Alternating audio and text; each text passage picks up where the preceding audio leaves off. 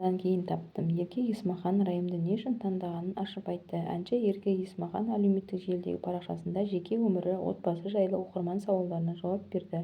Өнер иесі ажырасқан келіншектерге ақыл айтып, екінші рет отбасын құруға асықпау керегін жазды. Ерке Есмаханға тыңдармандары ажырасқан соң күйеуді қалай табуға болады, оларға сену қиын екен деп сауал жолдаған. Мен мысалы 12 жылдан соң тұрмысқа шықтым. Маған для муж галочки керек емес еді. Маған мені түсінетін, аялайтын, барды бар, солай мені қабылдайтын шынайы ғашық адам ғана екінші рет тұрмысқа шығам деп өз-өзіме сөз бердім. Аллаға шүкір, осы талабым райымның сүйіспеншілігімен ұштасты. Анда жоқ, мұнда жоқ деп жүріп таптым.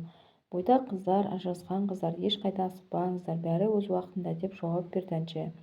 Мен жақында ерінбей оқи отырып, біраз адамды блокқа жіберемін-ау. Маған кейде орынсыз сұрақтар қоятын әйелдер көп. Қаңғып жүре бермей деп дігеңдейтіндер де бар. Немесе өздерін білгіш санап ақыл айтатындар да бар. Олар шыдамай кейде жазып қалады. Көрсем бірден бұғаттап тастаймын деп ашуланды әнші Ерке Есмахан.